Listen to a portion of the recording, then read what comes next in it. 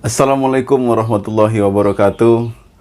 Berjumpa kembali bersama saya Rudi Kusmeri. Sekarang saya akan membahas tentang suatu kejadian beberapa hari ini, yaitu viralnya di media sosial tentang Ustadz akhir zaman, Ustadz Zulkifli dan yang lain-lain.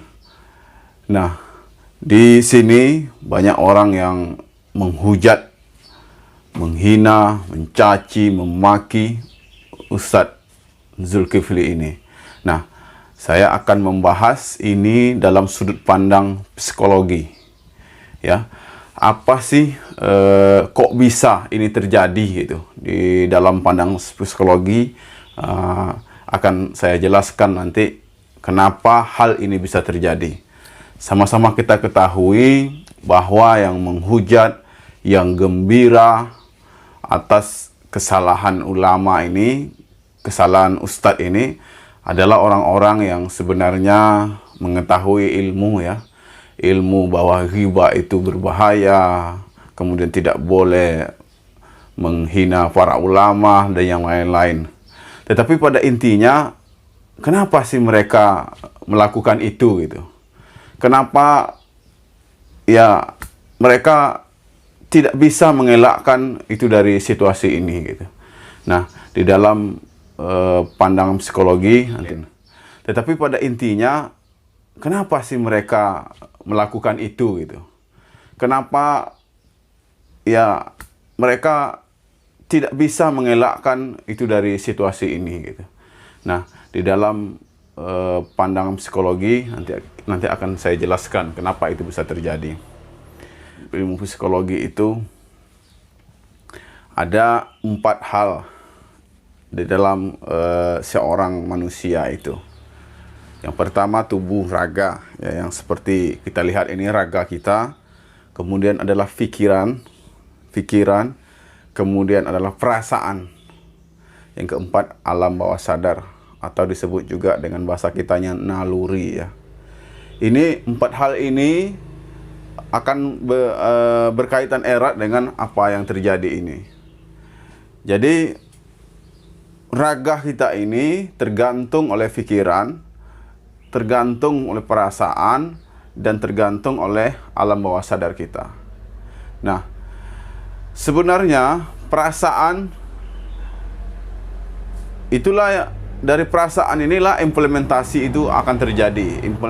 Nah, yang mengendalikan diri kita ini agar kita terlihat lebih bahagia, walaupun kadang ada yang menyembunyikan kebahagiaannya gitu, ingin terlihat lebih cool, terlihat lebih dewasa, bisa mengatasi masalah dan lain-lain, itu adalah pikiran tadi gitu. Nah, tetapi pikiran ini bisa dikalahkan. Pikiran ini bisa dikalahkan oleh perasaan. Perasaan lebih kuat, intinya itu lebih kuat daripada pikiran. Ya, ini perlu digarisbawahi. Perasaan, sekali lagi kita ulangi, lebih kuat daripada pikiran. Pikiran ini kadang dia bisa istirahat pikiran itu. Ketika orang itu lelah, capek, banyak masalah, akhirnya dia off pikirannya. Akhirnya ketika pikiran off ini, yang mengendalikan adalah perasaannya. Seperti hal contoh begini. Ketika ada seorang yang mau menikah gitu. Ketika seseorang mau menikah, datang orang lain kepadanya, menyampaikan bahwa calonnya itu kurang baik. Pikir-pikir lagi kalau mau menikah, nanti kamu bahaya. Tetapi karena perasaan cinta yang sangat kuat, sehingga mengabaikan pikiran gitu. Termasuk pikiran dia sendiri, tidak main lagi pikiran karena perasaannya ini, karena perasaan cinta ini, maka disebut dengan cinta buta.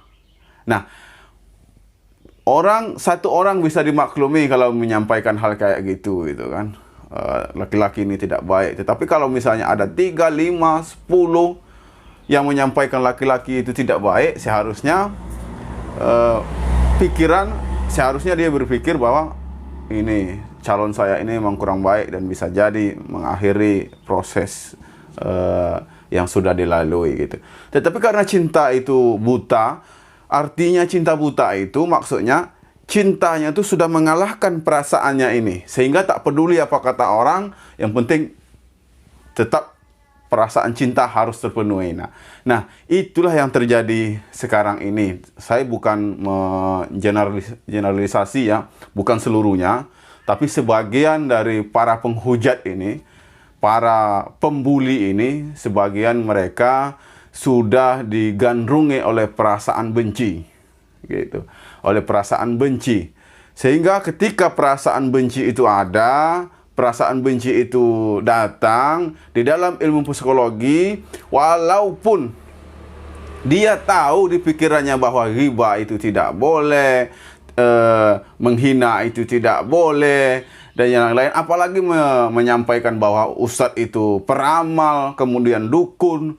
Ini kan sebenarnya perkataan yang tidak masuk akal dan sangat menyakitkan. Kita lihat di ceramah-ceramah, Ustaz Zul sering membahas tentang dosa-dosa besar ya, 70 dosa besar. Nah, salah satu ini di sana itu adalah peramal dan pendukunan. Beliau tahu apa konsekuensi dari seorang dukun. Nah, tetapi dia sendiri disampaikan dia dukun, dia peramal dan lain-lain. Masya Allah, ini sebenarnya di luar akal sehatnya gitu. Ini tidak semuanya ya, di luar akal sehatnya. Nah, Masya Allah ya. Jadi perasaan bencinya mengalahkan pikirannya. Jadi walaupun macam mana orang, kalau sudah benci itu, macam manapun kebaikan orang tuh tetap juga tidak baik di kita. Nah, inilah dimaksudkan perasaan tadi bisa mengalahkan pikiran. Nah, bisa mengalahkan pikiran. Kemudian ditambah lagi dengan bumbu-bumbu selama ini sudah masuk ke alam bawah sadarnya, yang juga bisa mengendalikan dirinya gitu. Bahwa di bawah alam bawah sadarnya sudah tercap bahwa ustadz ini ustadz tak baik nih gitu. Nah, jadi walaupun macam mana orang menyampaikan ustadz ini baik, ustadz ini sebenarnya tujuannya baik, kemudian dia menyampaikan itu dengan data dan fakta misalnya kan.